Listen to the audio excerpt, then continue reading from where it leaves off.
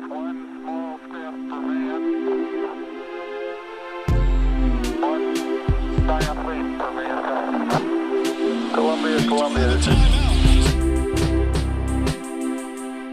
is Houston, AOS, over. Columbia, how you doing? Roger,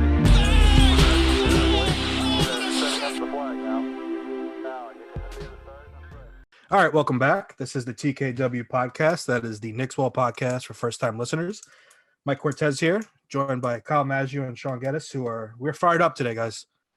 After much like the Knicks in the fourth quarter, they were fired up, lost to the Suns, 128-105, back-to-back blowout losses. And let's just start with last night because without Quickly and Burks, scoring was bad. Elfrid Payton, bad. Frank Ntilikina, not great. Shaun, you worked the game. I'll toss it over to you. What the hell happened in that fourth? Because they played 35 good minutes. Then from the 1 minute left in the third to the fourth, disaster struck. So let's get into it. Yeah, man. Last night, I mean, the first loss to the Suns, it hurt. It was painful in terms of like just, it hurt our feelings, but it was a good loss. It wasn't a bad loss. Last night it was a really, really, really bad loss. I mean, we were with them. We played well. I think it also hurt not having IQ and Burks. That hurt us more in the second half than it did in the first, because when the offense went dead going into the fourth, when the momentum shifted, we didn't have our momentum shifters outside of D Rose, and they were able to focus a lot of attention on him. And he was really he was responsible for most of the creation. I don't know why we won't go to RJ in the post against Chris Paul more often. Like, I don't understand why that was only a one-time thing last night, and he's being cleared out so other people can ISO. It doesn't make any sense. But RJ really screwed us to the end of the third. That turnover was horrible. Nobody boxed out Torrey Craig coming down like that on the original layup in the first place. We had to close that quarter with more urgency, and we never recovered from that. It's crazy, that 4-point swing. I've never seen something be so devastating in the game. We never recovered from the shift of momentum and energy after that happened. Like, we took punches and we didn't fight back. We got killed in the pick and roll. Chris Paul got upset, and then he went like, he said, "Okay, you're gonna foul me?" He kept saying that after everything he did, and he was killing us. He did one move where I was just like, yo, I've been watching Chris Paul my entire life, and I don't think I've seen him do this before. Like, he came through the lane, he faked out the camera even. I only saw it on the replay. So, I mean, it was bad. It got bad quickly last night. No pun intended, but it was pretty sad. Yeah, capped off a 9-0 run. It was 88-81 at one point. Knicks were up. Literally a minute left, not gassing it. 1 minute left in the third quarter, and a 9-0 run capped off by that 4-point swing that Shaun said. Kyle, without Quickly and Burks, man, it was rough. And Elfrid was rough and Frank was rough. What the hell's going on with the point guards?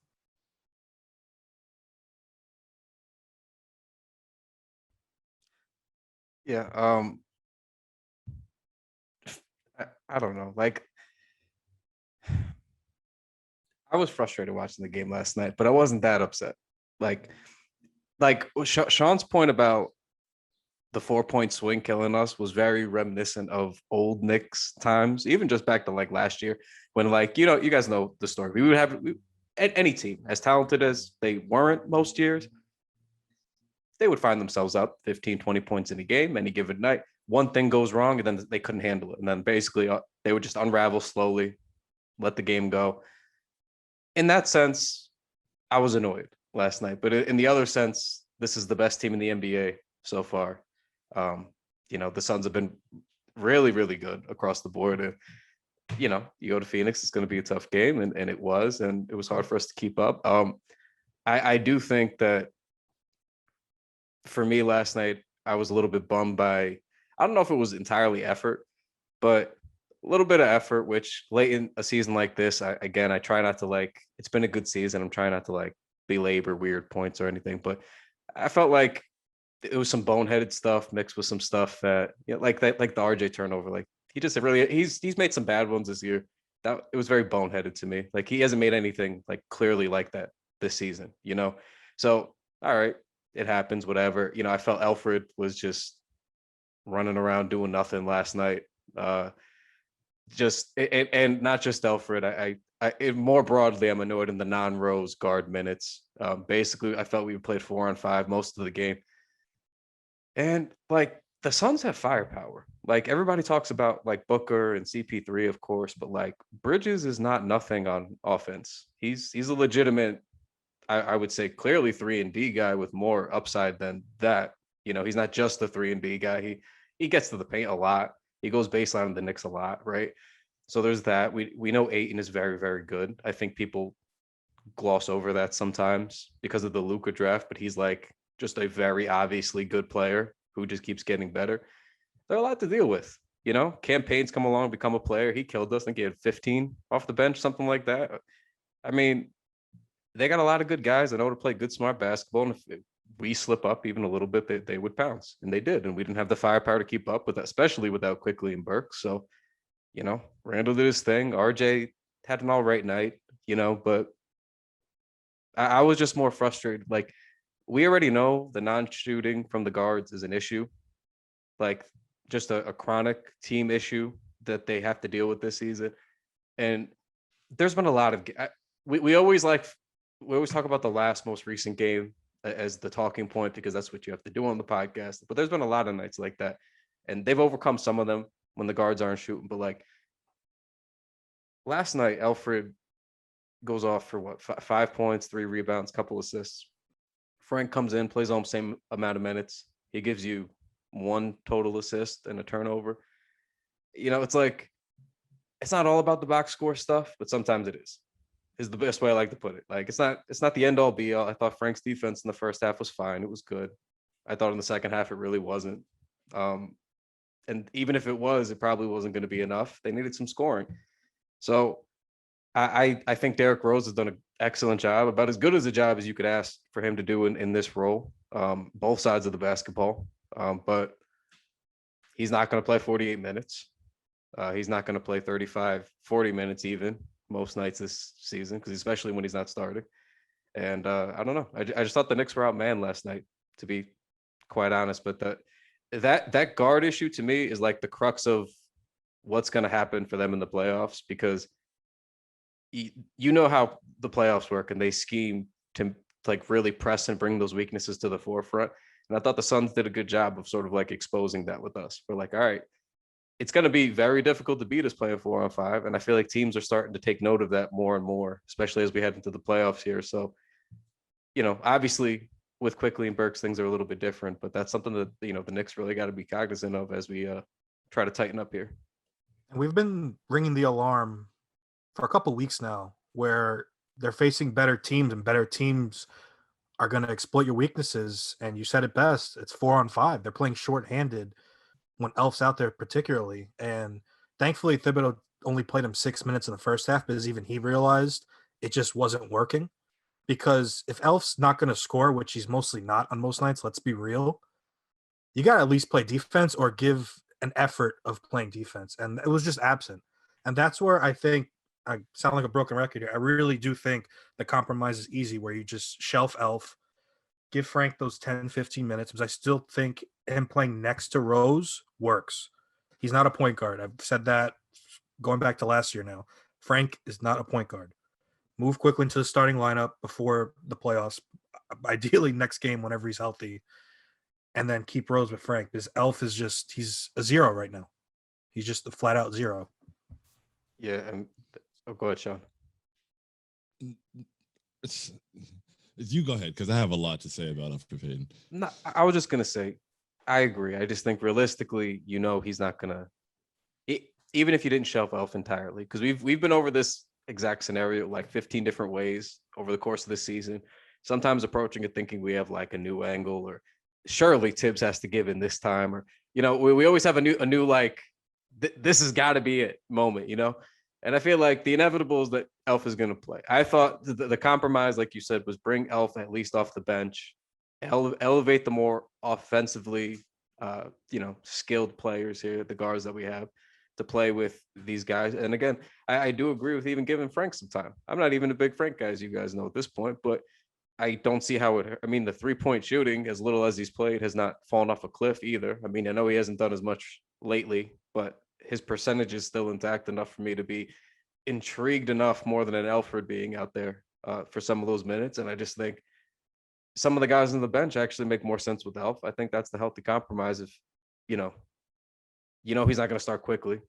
So Rose to me is still our best shot. But in a perfect world, I agree, Mike, because quickly. I got asked this question again this morning about if I view quickly as a point guard. I do on this specific team because positions don't matter. All that I think about when you guys ask me that question is that's another slot on the floor that his skill set works in. That's all that I think about. I don't look at any of these guys positionally. Randle to me is playmaker 1, the engine of the offense. RJ is like the mini engine, playmaker 2. It's very obvious stuff. So if you have both those guys operating as your 4 and basically your 3, you just need shooting up top. That's very simple. It's a very like basketball common sense, right? So quickly then fits the bill. Reggie fits the bill, right? Those are the 2 shooters that you want out there with Randle and RJ specifically. I don't know how it doesn't make sense to people. I think you could do that, and Rose is still a great volume bench scorer. I don't see how this disrupts anything other than making the pieces fit. So that's why it gets frustrating for me. And you would think in the playoffs, you would want to add another lethal layer like that against what is surely going to be a very tight rotation that they're playing, right? They're going to be playing 7-8-man rotations. That's how the playoffs always are. So don't you want to make them sweat? I just don't. My last point before I defer to Shaun here. The defense has been great all year. The defense cannot hold all year. It cannot hold throughout the playoffs. The last 10 games, they've slid to 9th in D rating, which still is very good. Let's not pretend it isn't. Okay, it's still top 10. But going from top 3 concrete all year to starting to slide a little bit, it kind of shows like, okay, well, if you guys aren't going to defend at that top pinnacle level all year, then you for sure have to be scoring a little bit more to keep up. And if you're not, we don't have margin for error, as you guys have now seen. So it puts us in a little bit of a pickle. It's not the end of the world. We know this was a tough trip. They have more winnable games coming up. But it just, again, losses like this are good. Sometimes they're healthy in exposing some of these problems. Like you got to look at them for what they are sometimes against the better teams. And I agree. And Mike, you said we've been sounding the drum for weeks. Nah, we've been sounding this for months. Like it's been months. Like the Heat 4-on-5 does months ago. I think that was February or January. Like this is not new. And we got to a point where we all accepted that he's playing, that he's starting. Okay, I was there. I wasn't saying anything anymore. I'm trying to every single night I try to approach it with a fresh slate. I really do. But like you said, last night's game brought out the weaknesses and it made you really see things. And for anything, we missed an offensive punch for sure. But just that third quarter, like the way that Elfrid Payton was playing the screen was awful. It was so bad that it almost looked like everybody was bad. But when you just watch, it was Elfrid Payton, and it made Nerlens have to overplay, and then Nerlens had to overplay to pick up the ball handler, but Elf wasn't dropping to cover the screener.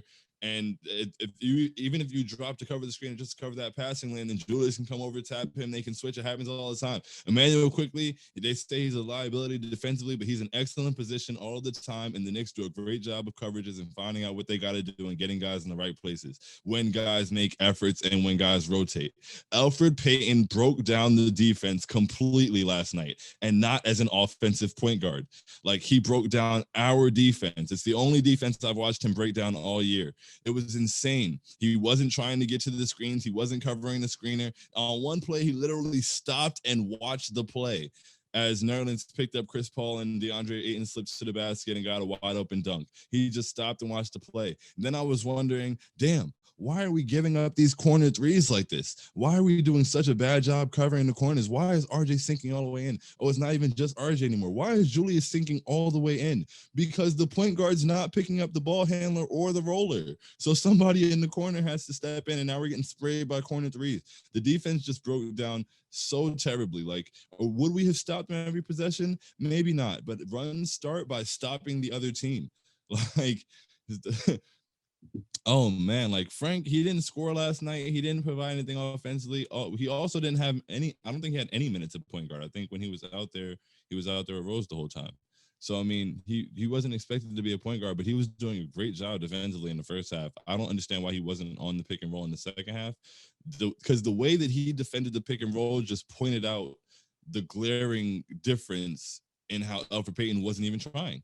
Because Frank was fighting through them, he was getting over them, he was cutting off he was beating the screener to the spot, he was getting back to the screen. On one play, he got caught by the screen, so then he like dropped and guarded Kaminsky, and then once he felt RJ come help him, he like ran back out to get Chris Paul in the corner and crowded him in the corner. And I was just like, how is this guy even doing all this?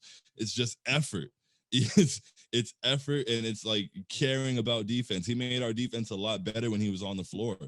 And shout out to Frank Barrett. He put a thread together, like when I said it in post-game pouting, and he put like a thread. And if you watch the thread, I don't know how anybody can still make any cases for Elfrid Payton being on the floor. He makes us worse offensively. He hurts us defensively, and we're approaching the playoffs now. So we have to start figuring things out. Like Kyle said, you have two primary creators. You can put Quick out there, but I've given up the dream of putting Emmanuel quickly in the starting lineup. Whatever. Start Derrick Rose, bring Emmanuel quickly off the bench, have him in front, whatever you got to do. But Elf on the floor at this point, we're wasting time. And you can't, like you said, teams go to 8-man rotations. You can't waste any time in the playoffs. Every single quarter is a game. So any minute that's wasted, and like I'm so tired of watching us start your game slowly and then having Derrick Rose come in and we go on this crazy run. How much louder can it get, man? Like, I just can't see this. It's the regular season games we've given up. It's frustrating. You know, whatever. We're here. We've done a great job. This team is excellent. I don't want to sound like I'm down on the team or anything, but it's just like the stakes are high now. We're getting to the playoffs, and I don't want to see us getting killed by the same things we were getting killed by in January. Well, Thib had a not excuse, but he explained the corner three part. He said basically they wanted to shut down Paul and Booker because in their first meeting, as we remember, it was the Paul and Booker show. So they were forcing everyone else to beat them, and that's kind of what led to the corner threes. But that doesn't excuse the lack of effort. It just doesn't. And one note on Frank, because I'm a Frank guy, but I'm fading. Great defense, great effort, but 2 attempts last night. Like, you got to give something at least. I mean, like, he's just non-existent out there. So it's like he is good, he's smart, but at some point you kind of got to grab the opportunity for yourself. You can't just exist out there, and that's like my main thing with Frank. And I hope he gets minutes, but if he doesn't, what am I really going to say? Because 1 assist and 1 turnover in 15 minutes of play. And I know you're playing good defense, but my man, do something. At least try. Like, I'd rather see Frank go 0 for 5. I know I'm hypocritical, but if Elf goes 0 for 5, I'm through the roof. But, you know, Frank, you got to be aggressive too, though. Like, come on, man. Yeah. He's just got to do more. End of the day, especially when the entire reason for this Elf opener bullshit we've had to deal with all year, and that's basically what he has become, right? He plays the bulk of his minutes up front. He comes back in for a little spell to start the second half, and then he's usually done for the game. He's a by definition, he's an opener. He's like, for whatever reason, you don't really have a good starting pitcher as your 4th or 5th man anymore in baseball. That's like not what happens because baseball's weird in the modern age. So then you're just like, who's the best guy we got in the bullpen today? Let's just bring him in for like 2 innings, see what happens. I don't know. Like, that's literally what Elfrid Payton is. Like, we don't have a point guard. It's like, all right, just bring in Elf. Let's just see what happens. 10 minutes. It's the warm up. I don't know. And then he never plays the important minutes. So like Tibbs already figured out that he doesn't want Elf on the floor when shit gets real, which is why it's so confusing that he leaves him on. Like, I'm not going to complain about last night, so to speak, because if Burks, who's being used as a point guard off the bench, and also Quickly, who's obviously a guard, are both out, and that's a bulk of your second unit offense. Like, all right, like you're gonna have to live with Elf and Frank not being good. Like, that's the roster you've constructed. You know those guys don't provide anything for you on offense. You dug your own grave there. Like, in this situation with the injuries, like, it is what it is. But yeah, I just don't get. Like the whole point of starting Elf, right, is so that the second unit is good. And then if there's no second unit guys to come in and be good, like Rose is the only one. So, you know, in the non-Rose minutes, once for the 15th time in the spot, it's going to get rough for you. It's like, then there's no real benefit to the second unit. That's why we heard about Quickly and Rose that couldn't be starters, is because they're so effective off the bench. They're doing so much scoring against these other teams then why would you even bother to switch? They're blowing these teams out of the water once it comes to bench against bench, you know? So, all right, but then like you got to adjust. The playoffs, like you're not gonna have that luxury. Like no offense, like Rose isn't coming off and busting everybody's ass every game because there's not all these bums he's gonna be playing against. He's gonna be playing against just like the other starters now for the most part. So it's like what's the adjustment you're gonna make? Like, and if you're gonna make it, to me, like you got to make it now. Like why then start Elf all year and then when the playoffs come, you're like, all right, now we're starting Derrick Rose. It's like, well then that doesn't make much sense either. Like, thank you for doing it finally, but why now? Like, wouldn't you want to then build some sort of a rhythm? So I look at this next week as they wrap up the West Coast trip here, Clippers and Lakers, and then leading into the homestand to finish the season. It's like decision making time. Like, are you going to make that switch finally? You know you have to cut some guys out of this rotation one way or another. Are we really making sure that Elfrid Payton has a spot in the playoff rotation for 20 opener minutes? There's not really opener minutes to waste in the playoffs. So I now more than ever is like, I hate even bringing up the conversation like Shaun said, because it's like you just sort of resign to the fact that Elfrid starts, Rose and quickly are off the bench, and that's what it is. But it just doesn't really make much sense at this point, given where the stakes are going to be. Like I just don't get like now what's your appeal? Like what's the upside of doing that? I think the compromise is moving Burks into the starting lineup then, because it's something Thibodeau did in the preseason, I believe. And I think it worked because Burks is similar to Quickly and they're just microwave offense. And with Randle and Barrett, as you guys said, they're the playmakers already. So you kind of just need a scorer there because the problem with Elf or Frank, and you play them out there with Noel, who's just a rim runner. Now you have two offensive voids for the most part, unless Noel's catching a lob. So I think you just got to move Burks up there. And like you said, with the playoff minutes, you got to bring, Thibodeau said it last night, you got to bring 48 good minutes. And it's kind of hard when you're putting yourself in a hole 6 minutes into the game. It's just climbing back is just for no reason. You just got to make it some type of adjustment. So, oh no, Shaun, go ahead. I was just gonna say. So if we can get off the Suns game briefly, I never expect to win in Denver. I just want to. I don't even like talking about when they go to. If you guys have ever listened on this podcast, we often skip or gloss over whenever they travel to Denver. To me, as far as I'm concerned, doesn't matter when they have good teams, doesn't matter when they have bad teams. This is a long time thing. It's an instant L. I don't even bother. That's like the House of Horrors for the Knicks. I don't even bother to consider they might win. I just know that, like, for whatever reason, we're just going to lose. Like, we just don't go to Denver and win. It's a known thing. How long has it been? It's the last like 15 years, right? NBA Live was the popular 15 years. basketball game the last time the Knicks won in Denver. Well, it was Jamal Crawford. We know it was the Jamal Crawford game. What year was it? 06. 2006, right? Yeah. NBA Live was still popping. It's so stupid to me. I'm 30 years old. Half of my existence on this planet, they haven't won a basketball game in Denver. Like okay. They lost the game in Denver, right? Let's just that happened. Impressive. Yeah, it was almost an impressive loss with how bad it went. I don't even want to discuss it further than that. I don't want to give the great pudgy one, number 15, in that Denver uniform any airtime on this Knicks podcast. I do not want to do it. It was a bad game. They killed us. They whooped us. Moving right along, we have the Clippers, who can we get a little bit of load management help? I feel like everybody else got to have Clippers and load management all year. I would like one of, if not both, Paul George and Kawhi. You got to get ready for the playoffs, man. Lakers are weak. You got to pounce. So, I mean, why not now? Lakers look awful, though. AD's fighting for his life. He still made a glass. No Bron, no Schroeder. Kuz and Drummond combined for 8 points last night. I mean, that's not for anybody who was wondering why we didn't want Andre Drummond. This is why we didn't want Andre Drummond. And it's not even just this game. We could look at like any of the games he's had for the most part. He's done nothing like anybody was hoping he was going to do there. So again, maybe that changes in the playoffs with LeBron. It sure can. I think it was just an awful idea. And anyway, I'm looking forward to now playing Andre Drummond on the Lakers when we go play play them at Staples. So I don't know about you guys, these last 5 games. I think 3-2 is reasonable. I think they're going to go 2-3 or 3-2 is the way I see it. I think they're going to split the LA games. I don't know how, but I think they're going to split them. And then I think of those last three, I think you gotta try to get two. Like you have to. Like you can't go back home, play a Spurs team that's 10th out west.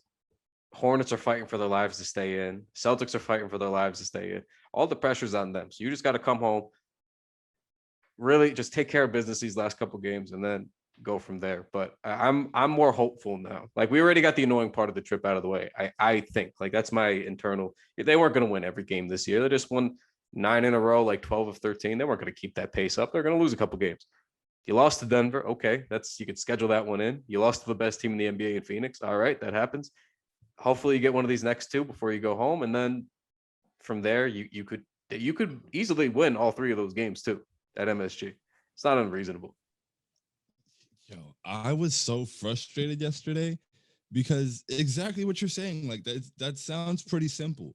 But I was doing the tweets for TKW yesterday, and like the whole like there was so many people like, oh, this is a fail. Like, you see, this team isn't good enough, blah, blah, blah. We haven't, Mike, you saw the guy. I was like, we haven't beaten a good team all year. I was that guy got me so mad. Like, what the fuck are you watching the whole season, bro? Like, people really think they have the same record as the Lakers, by the way, 37-30. You're telling me, he said Milwaukee and Dallas. I was just like, okay, bro. So you're telling me 35 more wins came against straight bums? Shut your mouth. Like, come on, like the things that people say for their narratives. And I was just like, so, and people were just acting like, oh, this one guy was like, we're going to lose every game the rest of the season. I was like, yo, like, I hate when you guys overreact like this. He was like, is it an overreaction if it's true? And then blah, blah, blah. And he's like, watch and see. And I was like, so are you now like rooting for us to lose every game of the season so that you can be right? That's what it sounds like. Like, is that the angle you're taking on fanhood? I know that as Knicks fans, we have lost a lot. And we have been conditioned to just be in losing. I'm watching Game of Thrones, and when what's his name? Ramsey did what he did to Theon. Theon was a broken man. Like, he didn't, he was broken. He was losing. Don't be a loser, okay? Break out of it.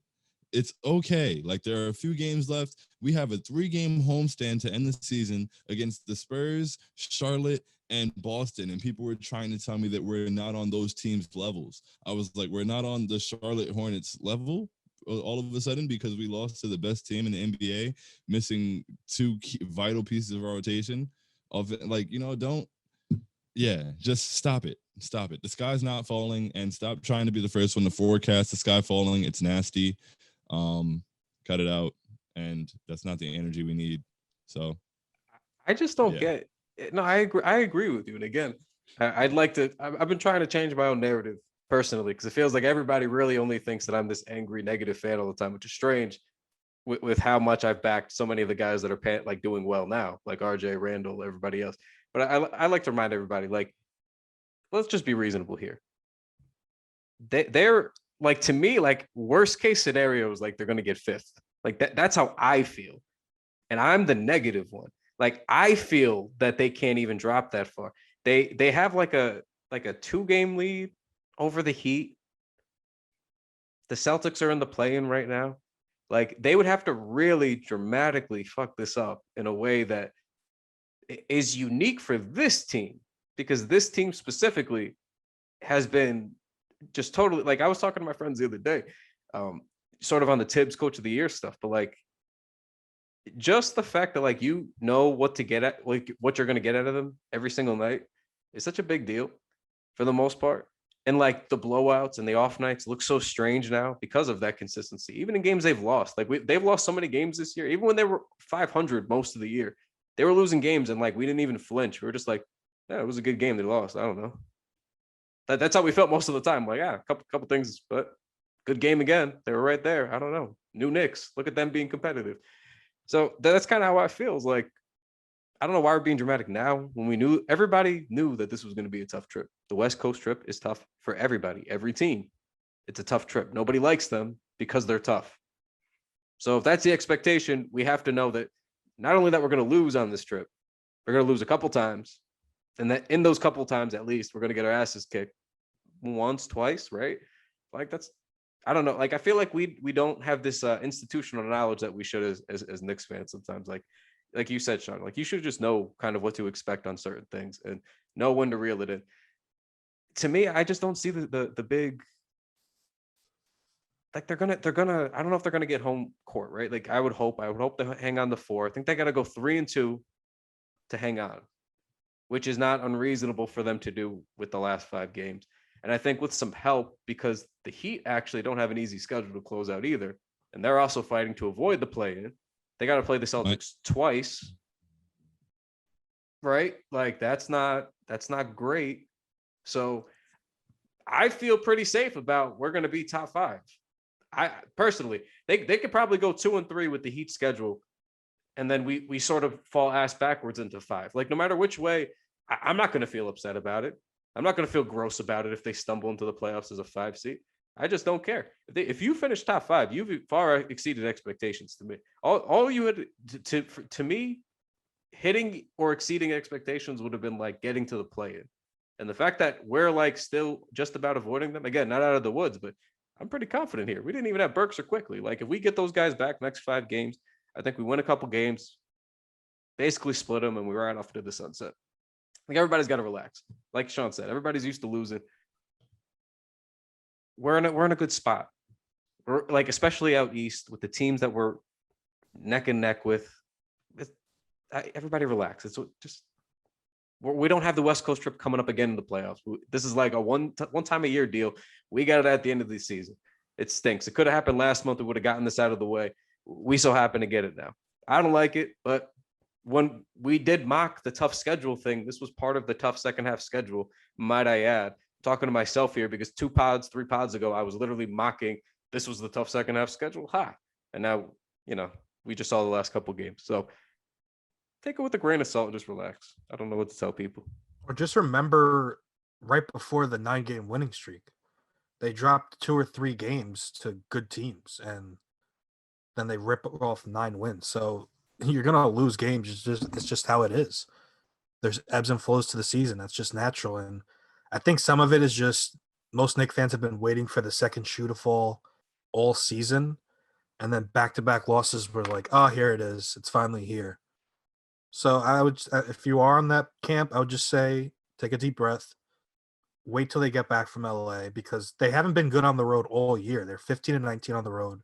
They're just better at the Garden. That's how it always is, and that's why I really want the 4th seed. But Kyle hit on it when he was speaking. It's the expectations have shifted so drastically that we forgot where we were just a year ago, where the playing game was best case scenario. Now it's like a worst case scenario at this very moment. So remember where we've come, and Thibodeau said it last night, iron sharpens iron. They're in these games. Well, Denver was Denver, but they were in the game last night.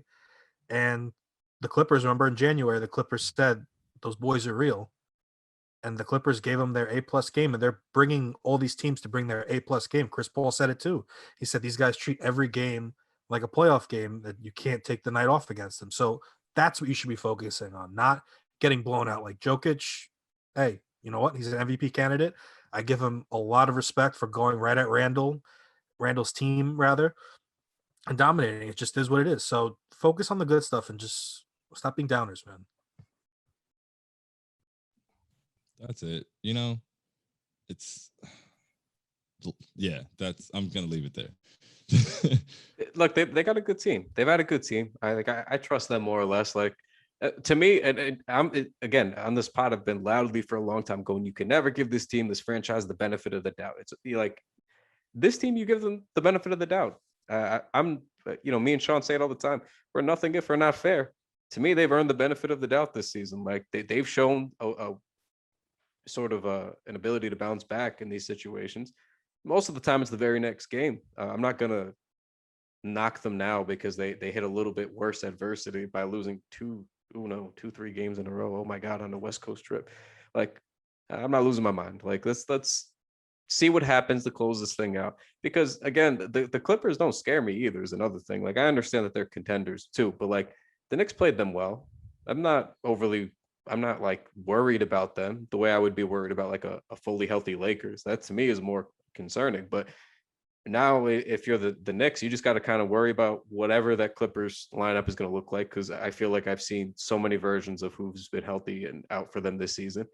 And then get to the Lakers. And to me, if you just got to circle the Lakers game is take care of business. I know Anthony Davis is healthy, but they're extremely shorthanded otherwise. And this is a team with good chemistry, and guys should be back for that game on the Knicks end, and circle that one, go home on a high note, and let's just take care of business. Everybody's got to relax though. But speaking of taking care of business, I want to do professional transition. It was good. To some housekeeping. Little Julius Randle extension talk came back up recently. I think it was a Windhorst article that sparked it this time. Sort of alluding to the not problem, but it's always like the next thing on a team's docket when they got to pay a star. And in this case, we know Randle has the option for next season, but the initially rumored extension was like 4 years, 106, which all of us pretty unanimously didn't even balk at. We were just sort of like, yeah, I would do that yesterday. Are you kidding me? The new figure that was tossed out was like 4 years, $150 million. And to that, even then, I didn't really flinch. I don't know about you guys. I'm just going to kind of leave it right there to Shaun. But what did you feel like when you saw or read that number? Because to me, even then, I was like, yeah, I don't know. Just do that. Wait, it was 150, right? Was it 150 or 4? I think it's 5 because I was about to ask where's I didn't 150 sounds like a lot. You're right. So it must have been 5. Yeah. No, I'm it still was paying. 150. 5 I would I saw somebody ask like, oh, well, it's not so much the 150, but it's the 5 that if I was going to sign him through his age 30 season, I would sign him through his age 31 season without thinking twice, especially with how durable he's playing. And again, he's on a Tibbs roster. I get it. It's not the beginning, it's the end of the Tibbs tenure that people worry about. But I don't know. I don't really. He's like sort of one of those sort of LeBron type guys in my own head, where if they're this big and strong and get up and down the floor all the time, like I'm not that worried. It's not some like Luol Deng who wasn't like a physical specimen that he ran into the ground. You know what I mean? Like I sort of just look at Julius and I'm just kind of never worried, which again, I could just be wrong. That's my own detriment, but that's kind of the way I feel about it. So I would 150, I would happily do. Again, I bring this point up. We have nobody in the books. We were under the floor. What could possibly be the harm? I'm signing up for 150 for sure. Giving Julius $30 million a year at the production he's at for the next 5 years is good in my book. You get age 31, that's still like that could be the tail end of his prime. Like you're giving him $30 million a year through his prime years, and I don't think that this is his ceiling at all. He just got to this. This is like his second year being in the role of being the guy, and his first year of really being coached. So, I mean, I think it only goes up from here. I think that if you give him 5 years, 150, that's a wonderful number to lock him in at. I had no issues with that at all. Yeah, same. Take care of you guys. Right now, the second highest paid player on the Knicks, I believe, is RJ Barrett at like $8 million. And obviously, we have to start planning for that extension as well. That's why I'm saying, take care of your guys now. I'm sure Randle doesn't want to really gamble because his price is never going to be as high as it is right now, even if he keeps the same level of play. So I would say take care of it, and this just reflects well on other players where they're saying, okay, they are changing. They're finally extending people because, correct me if I'm wrong, Carmelo is the only major extension that I can remember since I think ever. Oh yeah, because I mean they never had somebody to extend, whether like a star Right. talent, and then before That's the that problem too. they didn't even extend the rookies because we know all about that one. Yeah, exactly. So I would just take care of your guys. Randle, I like you put in that much work, and JJ Redick when he was on his podcast, the reputation on Randle is he's a worker. So I'm not really worried about him breaking down. He's not a Zion. So heartbeat, I'm doing it. My last like Randle note on why it's a no-brainer to me is because I just watching him, even in like the post-game interviews, whether it's when he's on the mic at the Garden before he walks off the floor, whether it's on the Zoom calls, he seems to have like, I'm not just saying like bought in, like in the team sense. Of course, he's bought in. That's why they're so good this year, right? Everybody's bought in, especially him. I mean, like, I think he's bought into being like a Knick for a while, is sort of the vibe that I get, because he's sort of unprompted having these moments where he's like, New York, we here. And like, he's trying to like, you could see he's trying to like really cultivate something. He's really trying to build something here. I don't know what that is, or what it'll end up being, but like, I don't see that as a guy who's trying to put the Knicks back on the map and then trying to bail for someplace else and have a payday. You know what I mean? I think that the Knicks are going to pay up whatever it might be or could be. I don't think this is a situation where either side feels like a deal couldn't get done. Like, I just sort of feel like it's about what the final number is going to be. But as you guys know, I say it all the time, I don't mind overpaying. Everybody yells at me. I don't mind paying in general. Everybody yells at me. Very good players deserve very good money. And like Shaun said, you're going to be paying him into his prime. Like, this is just year one of Julius Randle being an all NBA level player. It could just be this for 4 or 5 more years, in which case he's worth the money. Like, just already at the level that he's playing at. Like, he's got an incredibly valued contract at this moment in time because of how well he's playing. But he could get better in, age 27, 28, 29. Usually those are the guys, that's everybody's best seasons, right? So whether that's a little bit more scoring or a little bit more assisting, or the defense gets even better, whatever it is that he adds at that point, that's sort of what you're paying for too, because you know what you got just in a 1-year jump. So I feel like no matter which way you slice it, you wouldn't scare me out of it. I feel like it's a good PR thing to do, to take care of your people, especially for a team like the Knicks, a point we've made for a long time in the spot. I think he's deserved just for the way that he's played. I think based on his age, it makes sense. I think for the team trajectory, it makes sense. He's not like a 28-year-old, 29-year-old guy you got to pay through age 34 with a mostly young team. He's a little bit older of a young bunch, but he's still young enough that fits. You can't even tell me that he wouldn't be a contract somebody wouldn't want if he defends and is playmaking like this. In addition to this, he does everything. Somebody would take him somewhere. You know what I mean? That was the whole reason I wanted him in the first place, was that worst case scenario, you could trade him, but yeah, I don't know. I think he's going to be here a while, guys. I think 5, whether it's 5, 1, 4, whatever they decide to do, it's a 4-year max or 5-year near it. Like, I just think they got to get it done. Like, that's kind of where I'm at. I just think you can't let him like walk out of here not being a Knick. Yeah, I think you got to get it done. You're definitely right. He's fully embraced it with everything he said. I mean, from the time he got here, he said he wanted to be here. And like, he really meant, and that's another thing when you watch him in the post game and things like that. I believe Julius Randle. Like, Julius Randle seems like a pretty honest guy. He seems pretty self-aware. He's kept it a buck with us. He's done the things he said. He keeps his head down. He works, and he just wants more. In the same way that he's committed to being a Knick, I think he's also just committed to he bought into being a Knick. I think he's bought into being great. And I like that guy who's bought into being great as a Knick. Like, in Mike's piece, if anybody hasn't read it, it was great about Julius, like, and his season and what it is in relation to other Knicks seasons. That he's doing some historic shit. Like, every night you see the graphics of like who he's up there with and how many triple doubles or things like, like this is one of the most important seasons in the history of the Knicks. Like, it's the beginning of our turnaround. And he came here and he was committed to making that happen, and he made it happen. And just the way we said, he had the bonuses for the playoffs and for making the All-Star game. Like, he knew what he came here to do, and he's doing it. And it's happening quickly. He's bought into Tibbs. He's got the whole team going and working out when they land in cities. Like, yeah, pay that guy.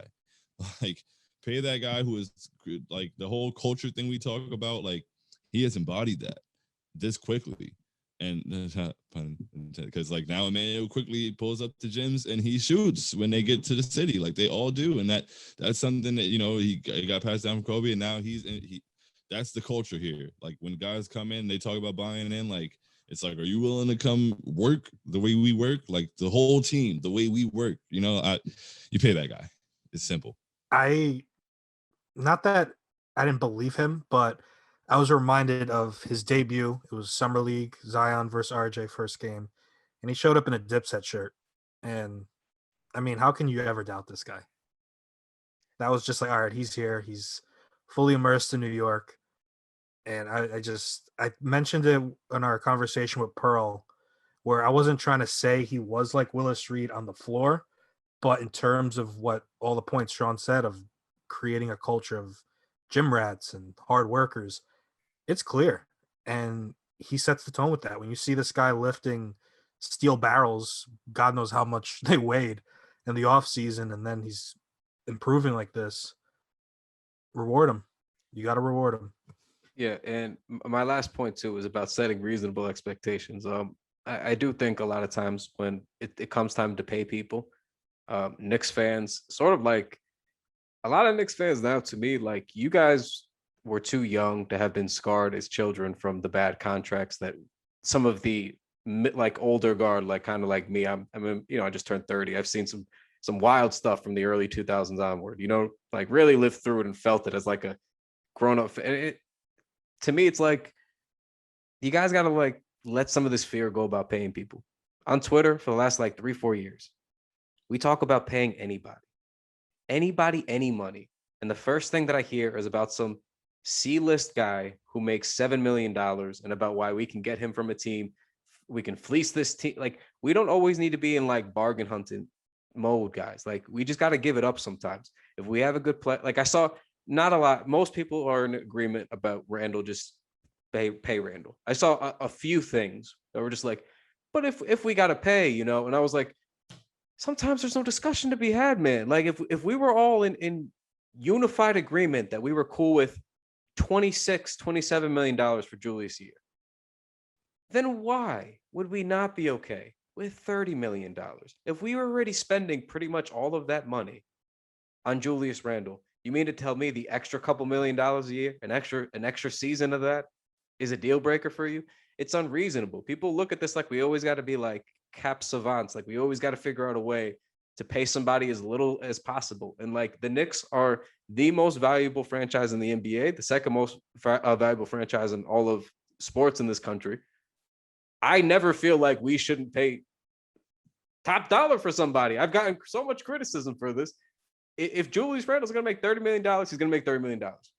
Like you got to pay him. If we don't, some other team's going to pay him. It's that simple. Julius Randle is not going to sign a pity $20 million contract, hometown discount with you guys for the sake of Leon Rose being, having a master class and signing somebody for less than they should be.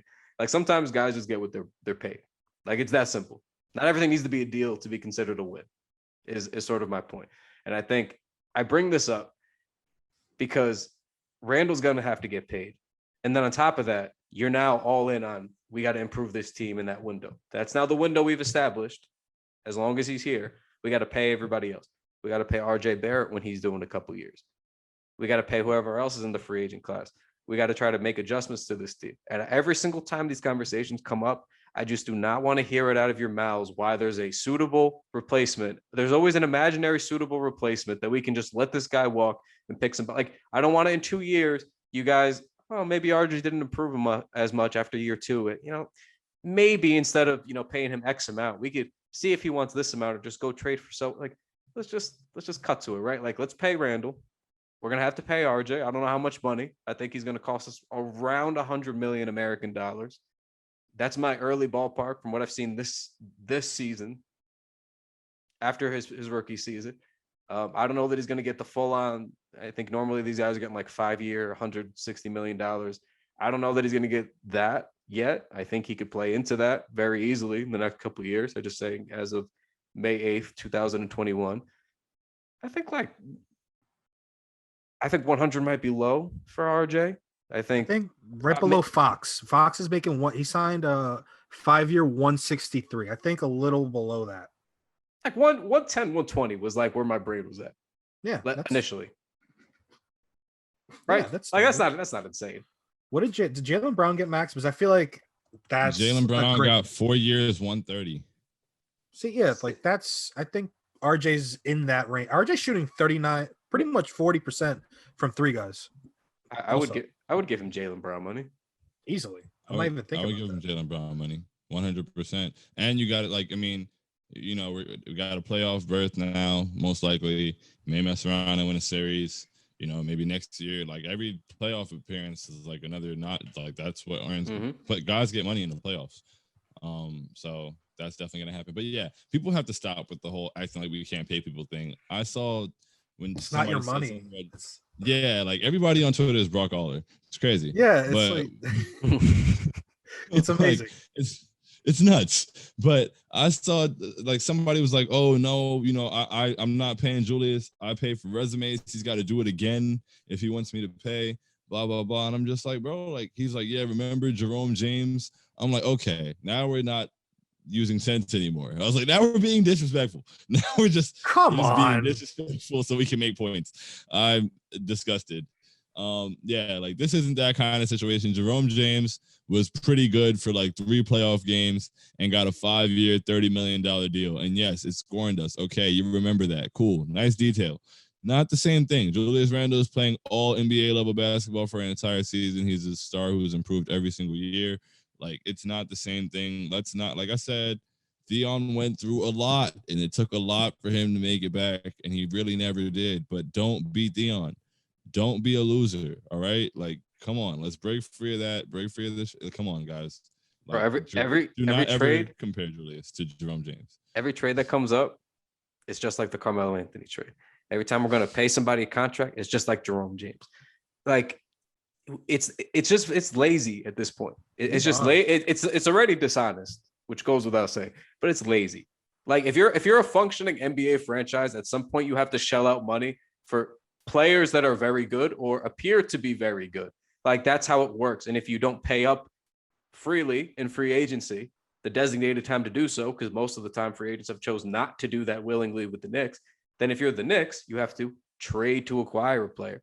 If we, every time the two options, the two avenues to keeping or retaining good players or getting them is met with, well, we can't do it because 10 years ago we made which they won. They won the Carmelo, the weirdest talking point. They won the fucking Carmelo trade. They traded five bums by a mile. They traded 5 bums. I don't know why we're still talking about this. We lost the Carmelo trade when we traded for Bargnani because we paid in a salary dump. We paid in a salary dump. The Raptors were trying to escape Bargnani, and we paid them to do it. We paid them money. It's supposed to be the other way.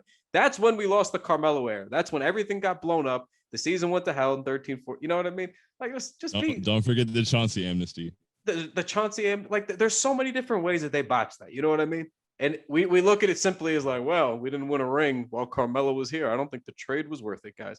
What did Mozgov do besides one good year starting with LeBron? And then he disappeared. He got paid by the Lakers, disappeared off into the sunset. You never heard from him again. Wilson Chandler had a great career as a backup. Gallo oft injured. Very good, though. Very good. Felton immediately a backup after he traded him. Then still found his way back to us. Like, the picks, you're always going to give up picks. I don't care what they became. That's never an issue for me. You're trading for a superstar. You give up picks. It may or may not become something. I don't care. It was a fine trade. I don't know why we do this all the time. It was a fine trade. So, but my point again, you gotta do these things if you're an NBA team. That's literally your job as an NBA team. I don't know why we're always fearful of it. We are the Knicks. We should be bullish on these things, especially if we're good right now. Then yeah, all right, let's go trade for a good player. We're winning games. Who wouldn't want to be a part of this? Let's come figure it out, man. Get over here. That's how this works, man. When you have momentum, you just keep adding stuff. So next couple of years, we're gonna keep doing that. Whether it's paying RJ more money, whether it's paying free agents more money, whether it's we couple these young guys up, we trade them for another star, whatever it is, we're going to do something. And I'm tired of hearing you guys complain about it. Complain after the trade. Complain after the signing. Complain if they don't do what they're supposed to do. But if they're taking good swings to get good players, keep good players, like in this case with Julius, I need you guys to just shut up. Just shut up. Just shut up. We're winning games. Why wouldn't you want that again next year? If he doesn't do it next year, that's a problem for next year. All right. And 2 things off that. 1, it's not your money. James Dolan is a billionaire. He can afford to pay Randle millions and millions of dollars. 2nd, you can spend money and make big trades and still make shrewd signings. They did it this week. They signed European guard Luca Vildoza. So they're doing a little bit of both, where they can remain financially flexible while also adding good players and still dish out big money for Randle and RJ. So what is the deal? People just want to do one thing. It's like, no, I don't want fucking Evan Fournier on a 1-year, $8 million deal. I want a big, good shooting guard. I want Bradley Beal. Like, that's where my head's at now. Like, stop with the poverty shit. They just want mediocre for the sake of being cheap. I'm fine paying up, man. I want very good players. It's that simple. But speaking of our guy Luca, all I'm gonna say is I'm happy they acquired another guard because that means that could, and again, maybe means nothing. Derrick Rose couldn't take the job from him, but maybe that means the end of Elfrid if we got another guard. That said, I don't really care too much for the signing, and not in a negative sense. Just in I watched his tape. I thought he's a good, fun looking passer. I think he could definitely be of service to this team whenever it is he finally gets over here. But I just have no further opinion until I see him play some kind of games over here. Just need to see more. So seems like it's a decent shot from what I've been looking at. I never mind a savvy attempt at a guard. You guys know how I feel. I always say the same thing. Sign every guard. Draft a bunch of guards. Like until we figure all of our guard rotation out, just keep turning it over. Keep turning over new stones. And they did that with Luca Vildoza. So we'll see if he works out for us here. But I'm fine with it. I think it's a decent swing. Yeah, I'm cool with it as well. I kind of feel similar to you. Like I saw his tape was cool. He made some pretty nice. There was one pass he made to the corner where I was like, that'd be really nice. Like he's a playmaker, which is something we don't see from the starting point guard position very much. So it would be nice to see plays made. He also like hits jump shots. That's cool. I don't know how well he defends. I won't pretend to. And yeah, I had to see him do it over here. Like it looks cool on the tape, but I've seen a lot of tape. It's like I got to see him do it over here. So if he comes over here and does it, that is cool. But I like that they're that's explorative. Like I don't know, it's like experimenting like that, being creative. I really like that. Going over there, using it before the end of this season. Apparently, he's going to be covered in free agency. Getting him on a 4-year, $13 million deal. That's not much at all. That's very shrewd. And apparently, they have the ability to opt out of the last 3 years if he gets over here and he's trash. So, like, what is there to complain about there? Absolutely nothing. Isn't that almost exactly like how the Austin Rivers contract was set up? Yeah. His was 3 for 10. And was it guaranteed all the way through? Or did he have some sort of void after the first year? I want to say it was team option. Because I want to say if that's the case, and they've done that twice. Well, that's all their special. Yeah. So that means like, so now we know what to look for. If I'm saying like in terms of a trend, like if that's going to be how their swings are, I think it's a good idea. You throw a couple extra years of security for a lower price, and I think all you got to do is hit on one of those, right?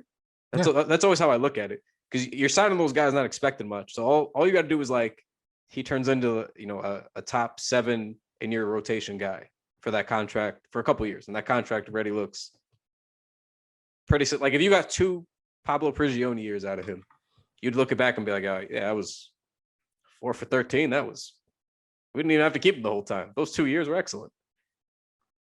Yeah, and his teammate in Argentina, Facundo Camposo, I'm sorry if I butchered that name. He said he's studied the NBA game. He's very excited to get here. Good size. He's 6'3". It appears like he could shoot, which is already an immediate upgrade. And like you said, Kyle, if he just turns into Prigioni, as long as he can just fill in that second unit, and he looks up to D Rose, so I feel like he'd be very eager to take in any knowledge Rose imparts, and Rose on his end seems to be a willing mentor. We're seeing him doing it with Obi Toppin, who, by the way, just small tangent, Obi Toppin, recent games, man, very encouraging. Last night when he got switched out to Chris Paul, man, I thought it was gonna be a disaster. Clyde even said it. He was like, "Oh boy, this is exactly what Chris Paul wanted." He got the block, ran out for the steal, slammed it home. It's encouraging. So that's another part of the second unit that I just wanted to mention, because it kind of fell through. Obi will be fine, guys. But so Luca, I think it's more important that they're still focusing on the European players, because remember when Perry got here, he was all about keeping it domestic and going after domestic prospects, and that's how you end up with Kevin Knox instead of better players. So I'm happy we have wise people in the front office. They said he's not going to get here until next season. So, I mean, I don't know if that changes anything as far as like if they look for another point guard in free agency or what they do in the draft. But I guess you can't have too many young, talented players on a roster. So I'm with it. But yeah, I mean, there's no way, right? There's just no way number 6 is back again, right? He can't be. He can't be. He can't be. I just It's too loud now.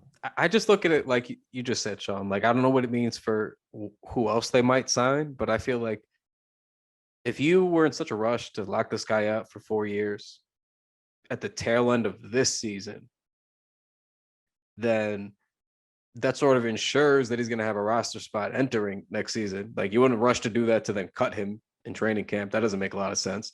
So you have some kind of faith that he's going to be on the roster. So to me, it's like, all right, well, you're already giving a spot away next year. You already got Quickly and Rose. So you probably want, same way Austin Rivers started this season in the rotation pretty firmly. Like, he was given ample opportunity, I felt like, to keep his spot. He didn't play well. You know, it is what it is. But I feel like that's going to be the similar situation entering the season. Like, those minutes are going to be up for grabs. And I feel like the only logical thing that happens for me this season, right? Like, wouldn't the most logical thing be like, they go maybe big game hunting. They check in on Lowry. They check in on a couple of these bigger names, right? Just see what's up. Maybe you can get a 1 year, 2 year overpay type thing. Never know. But if not, I feel like the most reasonable thing is like number 6 walks. They're gonna re-sign Rose. I don't know what it's gonna look like, but I'm like 103% positive they're gonna re-sign Rose to something that's like a 2 or 3 year deal. So why not just re-sign Rose to be the starter, right? Or at least like that's like the sell when you sign him initially, and then you already got Quickly off the bench. So whenever that switch is ready to happen, you already have that there. You got Luca taking up the third guard minutes, right? Like, that's sort of in line with like the Frank break glass in case of emergency minutes. Probably have to play Burks less as a straight up playmaker. I just feel like things kind of make a lot of sense if you just simply add Luca to this current roster without having seen any of his game, just the minutes he's going to take up. And I just don't see them like where that really would leave Elfrid. Because even when they were trading for Rose, remember it was reported that they were doing so with the intent to like, they want to bring him back. I remember reading that multiple times. They wanted to do it so that after the season they could sign him again. Everyone rolled their eyes at first, like, classic Knicks. They think that's the point guard of the future. I don't know about that, but it makes sense as a stopgap for right now, is the way I see it. He's played well enough and it's with Tibbs. I have no reason to think that wouldn't mostly hold up again next year. That's the way my gut feels at this moment in time. I would like to think that, why would you do a third season of Elf? Like, why would you be loading up on guard at the end of the season with the way these other guards have played to do a third season of Elf? Like, I mean, you can't possibly be that stupid. Well, let's remember why Elf was re-signed. Don't forget, it was a very tight window, new coach, so they kind of just ran it back. Not to mention Elf CAA. So I think this year it was a confirmation that Elf just doesn't fit this team. He's not. I don't think he's an abysmal NBA player. Like, I don't think he should be out of the league by any stretch. I just simply think he does not fit this roster and what Thibodeau needs from his guard, because he just doesn't. It's just is what it is. Like, there's really no further description. He just doesn't. So I do think this signing was a preamble to Elf's departure for sure. We can only hope. Yeah. So on that note, I think that's about it for this one. But appreciate everybody listening for the last couple pods. I know we had Jerry and Pearl. This one is in a guestless pod, but just a little housekeeping update on the current state of events right now. But appreciate you guys listening to those last couple episodes. Stay tuned. Hopefully we got a couple more, working on some things for you guys. A couple exciting things out of playoffs. Thank you guys for buying, especially the Julius Randle Terminator shirts, as Mike is wearing for this current episode of the podcast. And Shaun will soon be getting. We have a nice order going out for Shaun for his post-game prosperities. I'm not going to even refer to the other P word in the show. We're going to end this on a good note. But yeah, so keep going to designtreaty.com/the Knicks wall. We got a couple new designs up, like the Julius Terminator shirt, a Knickerbockers design, a couple different things. We're going to have a playoff sale coming up, telling you guys on the pod first. In the next week, probably, closer to when the regular season's dying down, but in enough time that you'll be able to get them for the games, assuming you all will be spending good money to go to MSG and make sure your voices will be heard. So again, designtree.com/the Knicks Wall. Buy some shirts, keep buying some shirts, support the brand, appreciate it. Keep checking the knickswall.com. A lot of good articles for you guys. Like Mike's, Julius, one we were just talking about on this pod. And as always, we have things coming up every single day, every single week of every single month of the year. So keep checking that out. Mike, you got anything coming up? Oh, Mike, you're muted. I do not, but check out Marco's piece on Emmanuel quickly. It was very good. It's about the importance of 30-footers, and hopefully the team starts trending towards there. Check out the Randle article. I'm sure Quentin has something cooking up. Eli. We have a great staff of writers. Pat Kiernan, who recently joined us, has some good stuff bubbling up. So be on the lookout for that. And on to the playoffs, man. I'm excited. My last thing I'm going to leave you guys with. This is like an end rant. I want my fellow co-hosts takes on this. It's a non-Knicks note. This is a general NBA note. So everybody take a deep breath, all right? It's nothing, no bullshit, nothing crazy. Everybody just relax, settle in. Yeah, I could feel everybody's eyes rolling. Something crazy for after. Yeah. I feel everybody's eyes rolling as I start the preamble about it. All right, everybody relax. I'm seeing a lot of stuff. I see this all the time about NBA media members get so upset when athletes talk shit to each other, and not just athletes, basketball players. I don't understand this, and I'd like to talk to you guys, having come up as basketball players around basketball. It feels confusing to me that media members are often confused with how to report or discuss or talk about or even just take in what happens in these situations. Every team in the NBA has fights at practice. Every team, if you've been on a team, there's been fights at practice, whether it's been, AAU or middle school, high school. We've all at some point gotten to some sort of a scuffle with the teammate or an argument with the teammate at every level. You've been to a rec league game. You've seen the same thing. Like every huddle, like this is something that is so normal to begin with in terms of like not hostility, but like you just know how we talk to each other. I don't know many others. And again, it happens in every sport, but basketball is the only one I could speak about, having played it so frequently growing up, where I've never seen a sport where so much like people can take like bad words, cusses, things like that, and take it in such a nasty, like real life lesson type of way. We got to talk about it.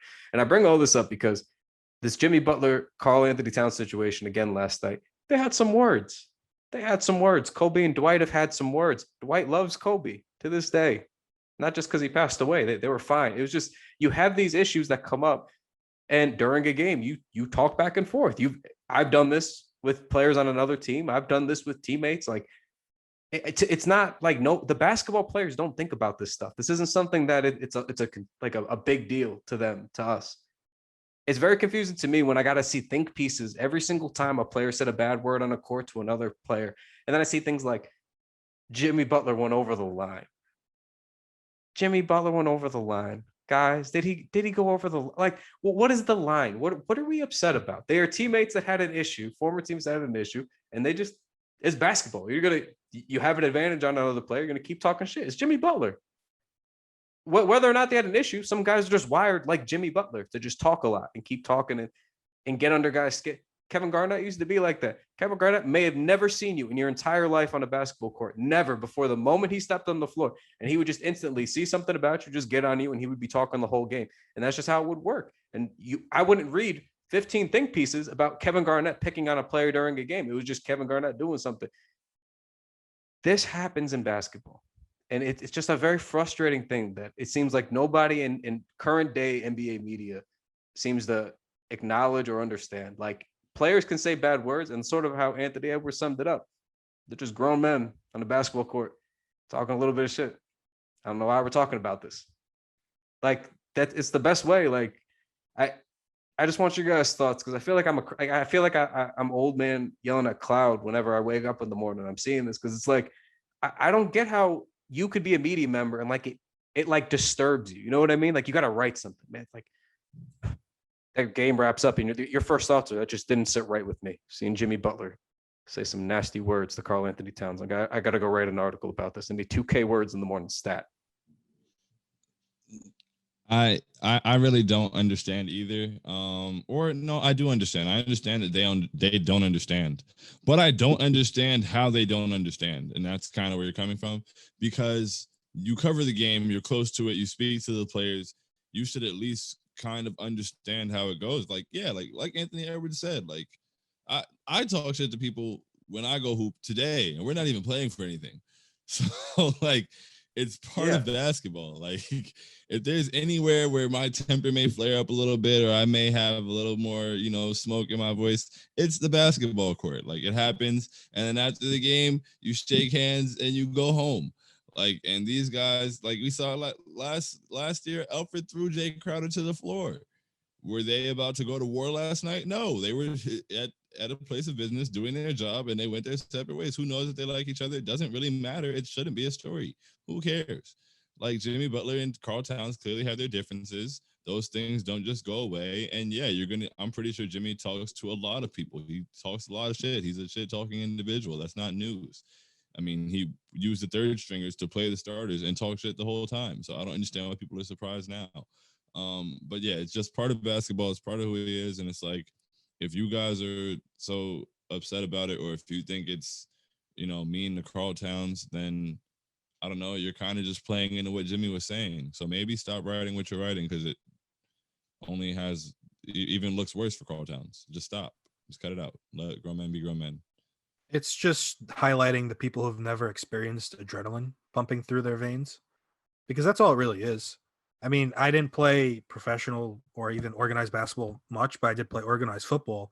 And the same goes, where it's like, where you're in between the lines, you want to win. And like, when you want to win, shit just gets hyped. Like, that's just how sports is. And you can tell people who haven't played sports and just look at it from which is fine. It's welcome, but don't get on your high horse with, oh, you can't talk, be respectful. This is why I don't watch baseball anymore, because guys like Fernando Tatis, if you hit a home run 500 fucking feet, you're goddamn right I'm going to flex. Same thing goes in basketball, and basketball even more so, where head games could actually swing a series or swing a game. So it just plays into the whole gamemanship, and that's another thing where if you don't experience it or not around it, you won't get it. And some of these guys, I don't know who wrote the think piece and who wasted their time writing that think piece, but you got to learn to appreciate the game in all facets, not just the box scores. And I feel like that's where most of this is coming from guys that like basketball but don't love the game, everything around it. Like Shaun said, in the park, it could be a little ass kid. If he's against me, fuck it. Like, I'm talking shit if I drain a three. Like, it just is what it is. And if it's an old ass dude, I'm gonna say, get your old ass off the court. Like, it just is what it is, yo. It just it bothers me, because you think that these are people that have been to enough games, been in enough gyms. Or surely, like, my first reaction whenever I see these things is like, I've heard so many actually awful things on courts. Like, you know what I mean? Like, actually, like, they're not saying nothing is ever crossing the line, but there's been times when, like, a line has clearly been crossed, and then I'm like, oh, okay. And you actually remember, like, okay, now this is not just basketball. And usually it's a moment where everyone's like, oh, okay, this is not just the game. Okay, now we're in a now real life serious moment that we've proceeded with as a group to either break up, a fight, or, you know what I mean? It's you have to, like, snap out of it. So to me, it's like, surely these guys have been to games. Surely these guys have been to locker rooms. Like, surely they've been to practices. Like, so how could you not have seen some of this stuff and then still write the pieces? That's what frustrates me, because, like, it's not even a thought in my head. I don't even have a thought where I'm like, I didn't wake up this morning and go, wow, it was fun last night, but man, Jimmy went a little too hard at Karl Anthony Towns. Karl Anthony Towns is a grown man. What do I look like going on Twitter to go defend Karl Anthony Towns, who also has Twitter, who also has plenty of media availability time to then defend himself as a grown man? Like, it's their issue, man. Like, I don't even have a side on it back then. I like both those guys. I like those Wolves. I like both those guys. I didn't want that issue to even have taken place in the first place, but it did. But they just got to do what they got to do. I just feel like everybody's always got to. We got to be a judge, sure. Something's always got to be right, conveyed the right way. It's got to be done nicely. Like, there's got to be a good resolution at the end. Like, sometimes shit just happens, man. Like, that's life. That's just basketball. It's life in the NBA, especially. Just look at Taj and Paul last night. They got into it very briefly. I mean, Taj apologized in game, so it kind of lessened it. But it was the same principle where it's like, hey, it's a heated moment. Chris Paul's annoying, and he shoved him, and they got over it. It's just part of the game. It's part of the game. Like, I don't know why we have to have this discussion. It's sad that we have to, actually. Yeah. So I know we're really far into it. I had a completely unrelated question. It's a Knicks related question though. That's fine. And it's okay. So is Emmanuel quickly untouchable? No, He's not I'll be the first one to dip into the fire here. Okay. He's not untouchable. It would just take, it would just have to really, like, I'd have to really be getting something back for me to give him up. Is my thing. Okay. It's not like RJ. Like RJ, like, for example, before you give me your spiel, like when we were talking about like the Beal situation earlier in the year, I was like, yeah, I'd give up like everybody but RJ, like all the young guys, like not named RJ. I would do like Mitch, Obi, Quick. It would be a lot, whatever the picks are at that point. But like I would have understood, if I can keep RJ, I get it.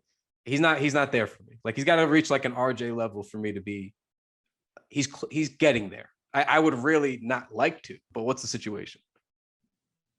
Okay, because that my question is kind of almost how untouchable is he? Like, because for me, he's not a small asset at all. Like he's not. I agree. Because of what his trajectory is, and like what he can do, what he could be. Because it's funny when the Dame rumors came up, I was just not that I thought that it was serious or anything, but I started thinking, okay, like what does that package cost? And I saw that we were saying we're willing to give up 3 or 4 first-round picks. This is, not what who knows, but 3 or 4 first-round picks so that we can keep RJ and Obi. And I'm like, okay, but like Obi threw me off. I was like, wait, what? I thought I was gonna say RJ and quickly. I was like, okay, so I was like, okay, but then I was like, is there a way to trade for Damian Lillard and keep Emmanuel quickly? And I was like, no, there isn't. And then I thought about it, and I was like, yo, there's probably nobody in the world who I'd like to have more than Damian Lillard. And I was like, like, if you trade quickly, I'm not trading quickly and 3 first. Like, he's, I don't know. Like, I just think that you can't trade him at the value that he's worth. Like, you don't get to trade him straight up with, like, 2 first-round picks, and then they're like, all right, cool. So you got to throw him in with a bunch of other things, and I think that you trade him at less than what his value could be so it's just weird on what his value really is because of what he could be. I get what you're saying now. Okay, now I understand you. No, but I'm kind of in the same thinking where I don't want to trade him for even swap, if that makes sense. Like I want to get Dame, and to your point with Lillard, there's only one person I want more than Lillard, and it's Steph Curry. So if it's a package for those guys, yes, I would be more than happy to trade him. But if it's like somewhat even, like I'm trying to think of a player like Fox, maybe. I don't think Fox is available or even would be get for quickly, but I would definitely have much more pause than if it's for a surefire superstar. I know, Kyle, you're a Fox guy, so yeah. I mean, I don't even know like what the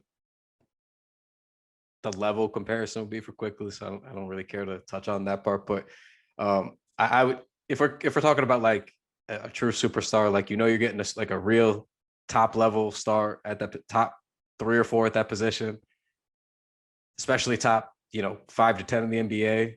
We're kind of talking about here, like you just I love Emmanuel quickly. You give him up and you get Dame Lillard, and then you figure that part out after that. Because I agree with what you're saying. I just think like if there's a time that you're going to trade quickly, it's generally in hopes for one of those kinds of guys, right? So that's kind of like the trade-off is like if you do end up hitting on one of these really good young guys, these really good young guys are kind of going to be the first thing that get asked for a true, really good already player where you're not worrying about what he might be in a couple of years or if they're going to peak in year 2 and then plateau and we don't, things happen with young guys. I have a lot of faith in quickly. I think he's going to be really, really good. I'm not saying he's going to plateau, but I don't think twice about those kinds of trades. I think it's almost like the Pelicans when you give something up for AD, like when the Lakers were trading Ingram, like you have to imagine they really liked Ingram. He was in a featured role for them, right? He was like before LeBron, and then even playing off LeBron, he was like the number 2. Right? Like you had to know they probably didn't want to get rid of him. It's Anthony Davis. You get rid of him. You get rid of him. You get rid of Lonzo, and that's great if it works out for New Orleans also, because you got Anthony Davis and you're the Lakers. Like, that's the way that I would look at all those trades. Like, even if you give up something and then they hit that next gear or two in the next year, I still look at it like, all right, man, well, that's good for them, but that's why we gave them up, because we had to get Anthony Davis, and that's the only way. That's sort of how I feel about Quickly. It's always going to suck. Like, you should never feel like, great, I'm so glad we got rid of Quickly. It's like, stinks we had to get rid of him, but it's Damian Lillard, man. You can't say no to Damian Lillard. That's like how my head works with those trades. Right. And just one thing, I guess you call it a caveat. This isn't analogous, but Landry Fields. Remember when we were thinking about trading for Melo, and some people are like, I'm drawing the line in the sand at Landry Fields. It's like, why? Because Fields at the time was Rookie of the Year candidate, great season, but look how stupid that would have looked. Not even 3 years, even the year after, that would have been embarrassing if the Knicks didn't trade for Carmelo Anthony because they refused to include Landry Fields. Now, Mozgov ended up replacing Fields in the package, but the point remains, don't be a prisoner of the moment. Like, quickly, if you think he's going to be good, wish him well, because I don't think the Knicks are going to trade him for anything less than a superstar. Yeah, I love IQ. That's what I'm saying. I wouldn't trade him for anything less than a superstar. Like, if it's Dame, you got to do it. Of course, it would hurt though. And then there's a part of me that just is a little bit. When I think about his ceiling, I think his ceiling is crazy, and I think we could really start seeing it, especially like year 3, year 4. I think Emmanuel quickly in year 3 and 4 is going to be insane. And there's just a part of me that's like a little bit scared of, like, when you make that trade and then like it doesn't pan out or whatever. I mean, like I said, if it's Dame, you make the trade. But for anybody else, really, because it's just like, to watch him terrorize the league for the next 15 years and know you gave him away as part of a package to bring in Zach LaVine would hurt. And I love Zach. I don't know. That would kill me. I don't know. I still toe the line. Like I understand what you're saying, but at the same time, like, even if we got Zach LaVine, I'd be like, all right, man. I mean, he's Zach LaVine.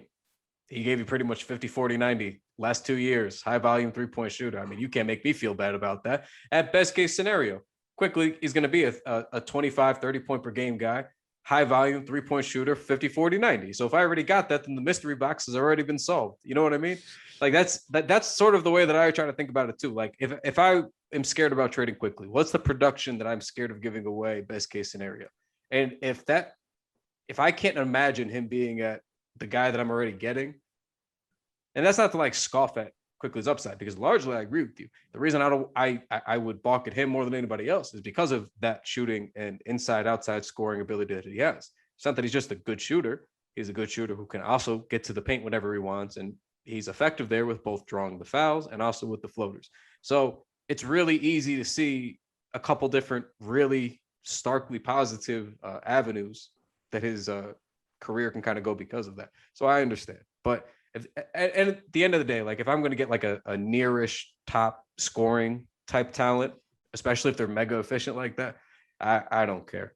You'd have to, like, for me, I think I draw the line like those sort of fringe, like lower 20 point per, like mid to lower 20 point per game guys, where like even this, I promise this isn't even to be like disrespectful. I just mean with this specific team, it's like if they were going to trade for like Jimmy Butler, I don't know that I would be into it, because it's like, well, typically, you know, like well, you'd want someone who's going to score more, shoot, but you know what I mean? It's like in that scenario, yeah, like why would I do that?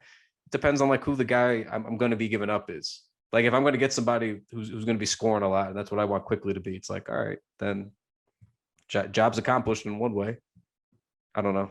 And more importantly, you don't want to sacrifice don't forget, like I referenced Marco's piece a few minutes ago.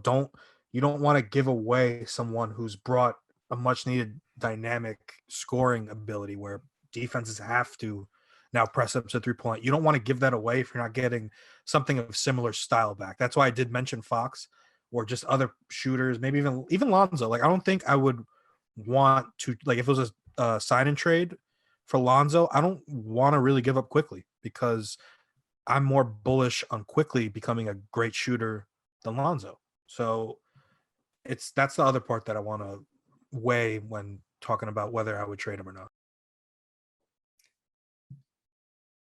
Yeah. Yeah, that was just my burning question. I was like, I saw the Dame thing, and I was like, oh, I would love to get Dame, and I was like, damn, this would cost me Emmanuel quickly. But well, yeah, because you know how this works. We can't talk about these things on the internet because when we do, you get yelled at for even suggesting you want to give up like Frank Knox and a second round pick. So you can't even like you because I saw this too with the Mitch stuff earlier in the year.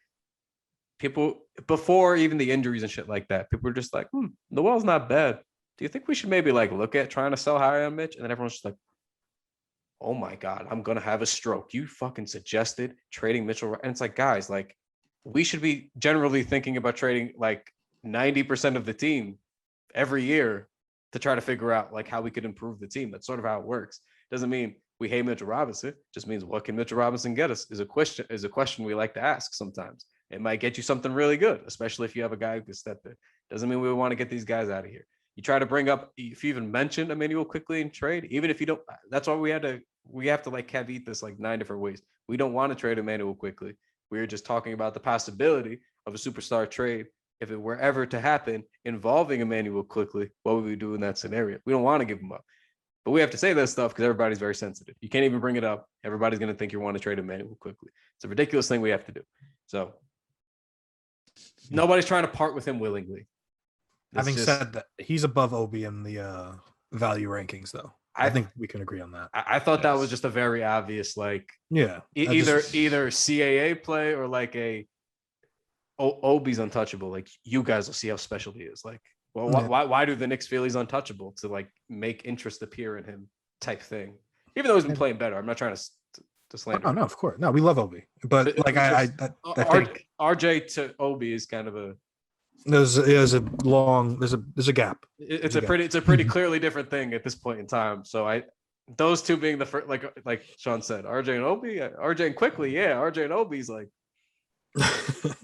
I just took it as because of the deal that they were talking about, because you're obviously actually no. Now that I'm thinking about it, what the fuck am I talking about, dude? Yeah, wouldn't they want it quickly back? I was just thinking, I was thinking like, oh, you don't want to give up a power forward for, I don't know what the fuck I was talking about. Like, that made no sense. Now I'm hear myself talk through it.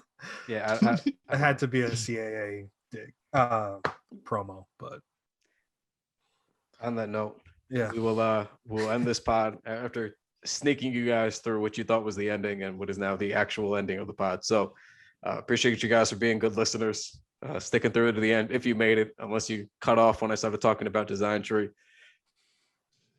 Then you just got another opportunity to talk about Design Tree here. So designtree.com/the Knicks will buy some shirts. But in all seriousness, guys, good episode. Glad we caught up. Appreciate you guys listening every week. And we'll talk to you guys next week after we end this West Coast trip on a high note before we get back to MSG. That's that energy. That's the energy we got to have. So we'll talk to you guys then. Adios. Take it easy.